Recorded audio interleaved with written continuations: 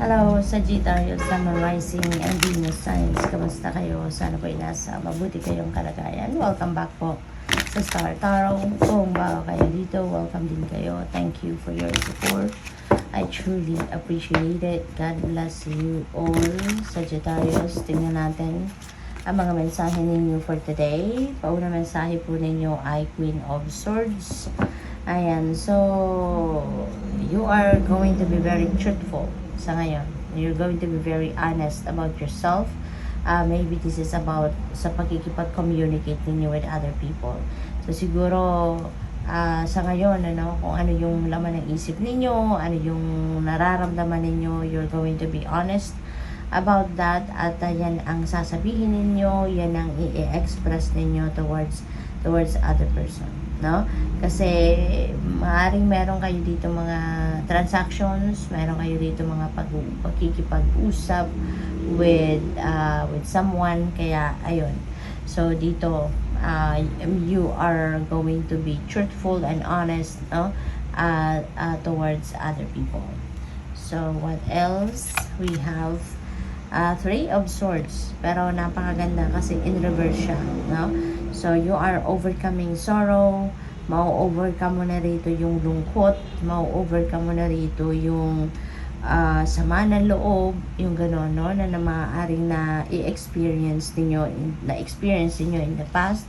You are moving towards healing and recovery, no? You are about to let go na kung ano man ang mga sama ng loob ninyo, mga kung ano man ang emotional burden, no? Or siguro may mga resentments na experience kayo, so you are going to let that go, no? So what else? We have Seven of Swords.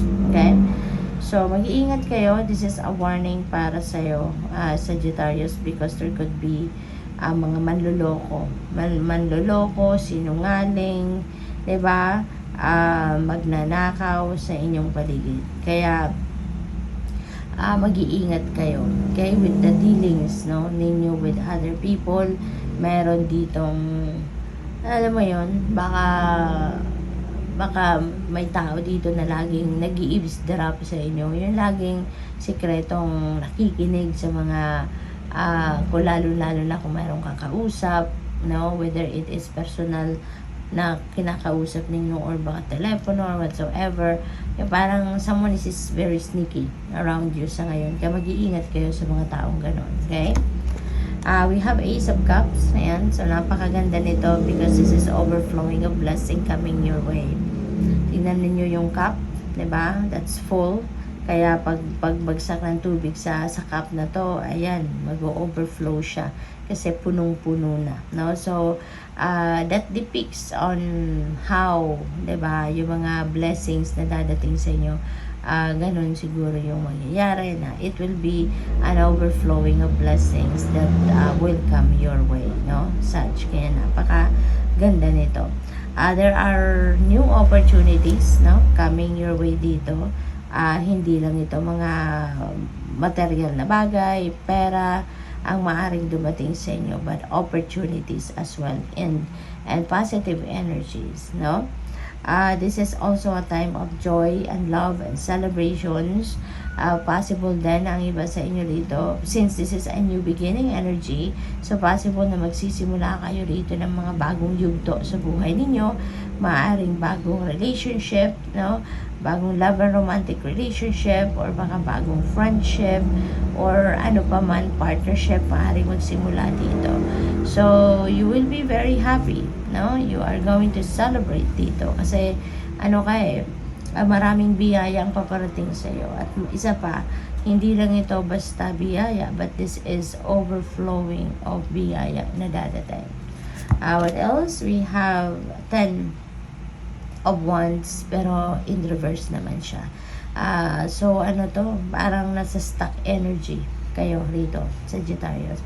Parang napako kayo somehow doon sa kung ano man ang sitwasyon na nagpapahirap sa iyo, nagpapapagod sa inyo, yung ganon. Kasi baka kung sa trabaho or sa bahay, baka overwhelmed na kayo, no, sa trabahong ginagawa ninyo. Maybe you are overworked. Siguro wala na kayong oras para sa sarili ninyo, para sa pagsi-self-care ninyo. Overburdened kayo. Kasi possibly na maraming ang tawag dito, maraming task, no? Maraming trabaho na ginagawa ang karamihan sa inyo, Sagittarius. Kaya parang exhausted na kayo, burnout na kayo, yung ganon. So, you may need to dito to to ground yourself, no? Para nang sa gayon, mabigyan ninyo ng panahon ang lahat ng areas ng buhay ninyo, lalo-lalo na ang pagsi-self-care ninyo. Okay?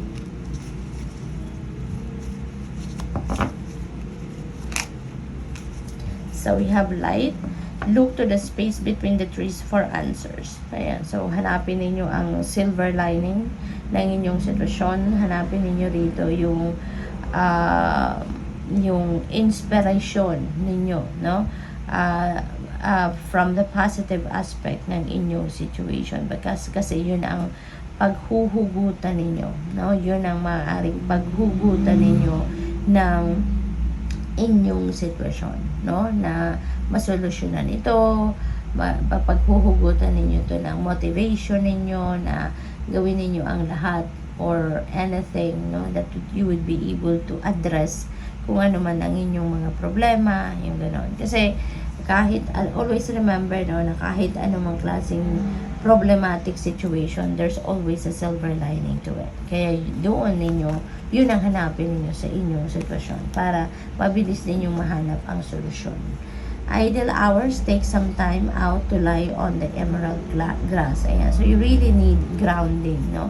Kailangan mo talaga na magpahinga, mag-step back muna kayo sa inyong pinagkakaabalahan at ground yourself, no? Para makapag-isip-isip kayo at matanggal na ninyo kung ano man yung mga nagpapa-stress sa inyo.